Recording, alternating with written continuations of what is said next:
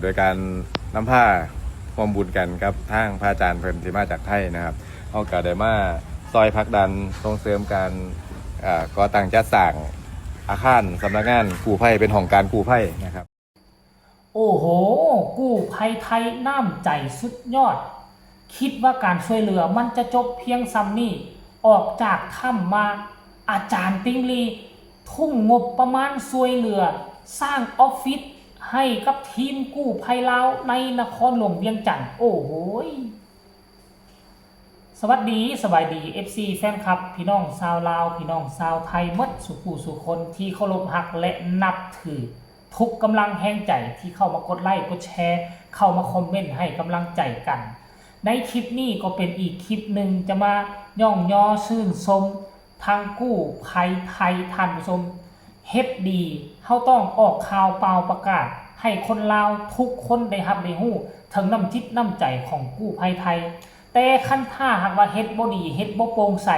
คือกู้ภัยลาวบางคนเขาต้องพากันวิจารณ์พากันนำเสนอแบบโกงไปโกงมาอย่าสู้ปิดบังเอาไว้ดีก็ว่าดีซัวเฮาก็ต้องว่าซัวซึ่งคลิปนี้นะท่านผู้ชมหลายคนปัจจุบันนี้คนลาวเฮาน่ะ7 ล้านคนน่ะเป็น MC แฟนคลับของอาจารย์ติ้งลีฟาดไปเลยประมาณ5 ล้านคนบ่ก็คิดว่าอาจารย์ติ้งลีมอบรถให้ทีมกู้ภัยสายภูเขาควายแล้วก็คิดว่าเพิ่นจะกลับบ้านกลับช่องบ่ยังมีภารกิจที่อาจารย์ติ้งลีที่จะเฮ็ดอยู่ในลาวนี่หลายเป็นต้นแม่นไปพบพระสังฆราชลาวเป็นต้นแม่นไปท่องเที่ยววังเวียงครั้งแรกในชีวิตและกลับจากวังเวียงพวกเจ้าฮู้บ่หมู่บ้านนี่น่ะ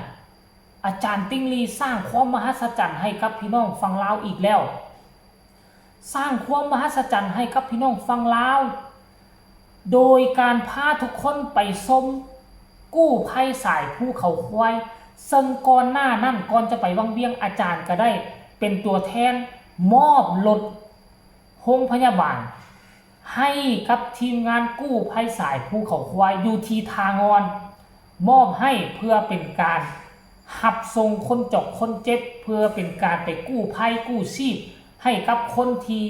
เกิดเขาเอิ้นว่าหยังก็เป็นให้กับผู้ที่ประสบภัยได้ใช้กันอย่างสะดวกสบายคิดว่าซ้ำนี่แล้วมันก็คงจะจบไปมันบ่แม่นไดไปเบิ่งอาจารย์ติ้งลีพาไปเบิ่งดังที่ทุกคนเห็นภาพอาจารย์ติ้งลีพาไปเบิ่งภาพบรรยากาศออฟฟิศของกู้ภัยสายภูเขาควายเป็นเพิงพักบ้านเฮาก็เอิ้นเพิงมาแงนแต่ว่าเพิงตัวนี้สังกะสีมุ้งอย่างดีเป็นเพิงคล้ายๆคือกับเขาเอิ้นว่าอู่ซ่อมรถบูฮานอู่ซ่อมรถสมัยเก่าของประเทศไทยเมื่อประมาณ 3-40 ปีหลังก็ตั้งเสาขึ้นมาแล้วก็เฮ็ดเป็นเพิงแงนนั่นนี่แล้วก็เอาสังกะสีใส่เฮาคันว่าเบิ่งทั่วไปคันบ่เห็นรถที่มีกากู้ภัยกาโรงพยาบาลก็บ่ฮู้ว่านี่เป็นจุดกู้ภัยสายภูเขาควายอยู่บ้านทาสว่างบ้านเดียวกันกับจัวเอเน้นเอเพิ่นไปบวชอยู่นั่นล่ะท่านผู้ชมเอ้ยอันนั้นล่ะเฮ้ยแล้วเบื้องซ้ายคือสำนักงานเก่าเป็นเพิ่งแงนเบื้องขวานี่เป็นม่องใหม่อาจารย์ติ้งลีตั้งเสาใหญ่ขึ้นมากออ้อมขึ้นมาเฮ็ดหมู่บ้านนี่เกือบเพียงเลยกอขึ้นมาน่ะทางด้านหน้ามีเบื้องนึงก็แบ่งให้เป็นออฟฟิศโอ้น่าจะกออฟฟิศใส่ตู้แก้วอย่างดีโซนข้างหลังก็สิเป็นห้องพระห้องพระมันต้องมีห้องพระเฮ็ดเกี่ยวกับเรื่องนี้นะมันต้องมีห้องพระ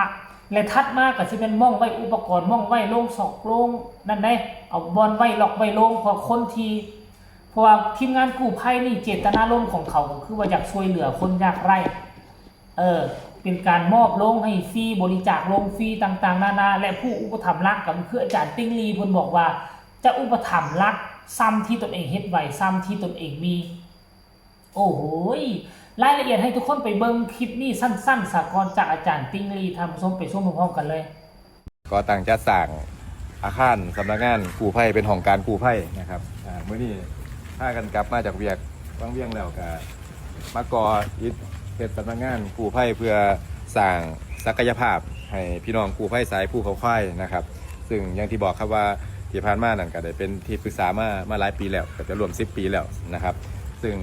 เมื่อนี้นี่มงนี้จะให้เป็นห้องการนะครับเป็นให้มีห้องพระเป็นที่เพิงทางจิตใจครับเป็นที่ยึดเหนี่ยวทางจิตใจให้กับน้องๆเพราะว่าเหตุงานอยู่กับ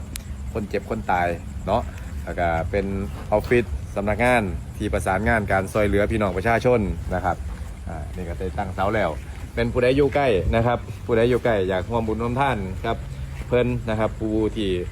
ที่ตนให้กับสังคมแล้วก็ซอยเหลือพี่น้องอยู่สปปลาวมาโดยตลอดนะครับอาจจะเป็นหน่วยงานเล็กๆก็คือมาติดต่ออยู่นี่ได้นะครับบ้านท่าสว่างนะครับเมืองไซธานีเนาะไซธานีส่วนรถที่มอบให้นะครับรถพยาบาลที่มอบให้ก็เหลือแค่เปลี่ยนจักรแล้วก็แต่งในจักหน้อยตอนนี้เดี๋ยวเอามาหอดสำนักงานแล้วนี่แต่ก่อนมันก็ยุ่งที่ละนะโอ่งสังกะสีที่ละนะครับเสาใหม่ตามกระเยิ่มรถก็จอดทอดแล้วเด้อส่งให้ยังเป็นทางการแล้วก็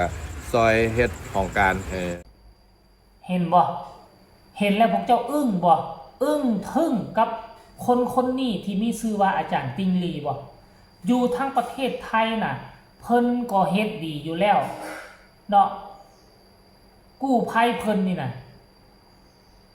มันก็มีคนรู้จักมักคุ้นและทั้งภาคพื้นเขตอีสานบ้านเฮาอ๋อโถภายในจะบ่พึ่งพากู้ภัยเมตตาธรรม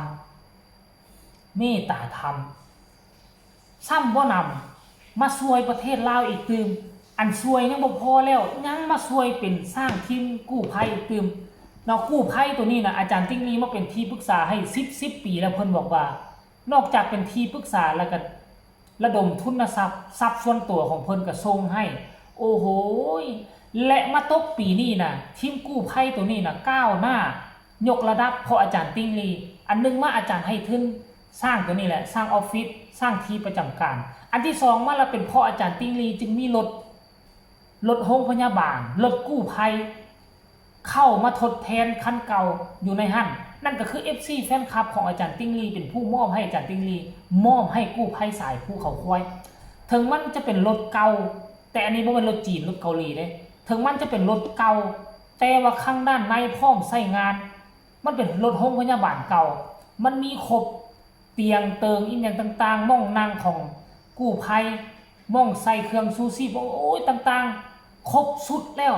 ไปซ่อมจักรแล้วก็ใส่ได้อาจารย์ติ๊งลีบอกว่าอันนี้คือการเคลื่อนไหวล่าสุดของอาจารย์ติ๊งลีที่มีต่อพี่น้องประชาชนชาวลาวโดยเฉพาะก็คือชาวนครหลวงเวียงจันทร์เขตบ้านทาสว่างปัจจุบันนี้กู้ภัยในนครหลวงเวียงจันทร์นี่กู้ภัยลาวนี่ก็ล้วนแล้วจะได้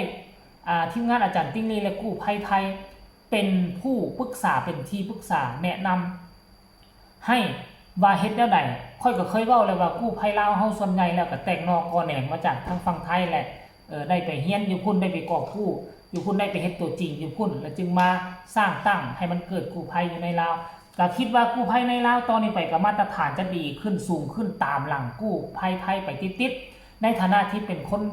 ลาวคนนึงที่อาศัยอยู่ในนครหลวงเวียงจันทร์ก็ขอย่อมือนบท่วมหัวขอบอกขอบใจอาจารย์ติ๊งลีกู้ภัยเมตตาธรรมจากประเทศไทยขอให้เจริญรุ่งเรืองร่ำรวยกันแล้วกันเด้อสำหรับคลิปนี้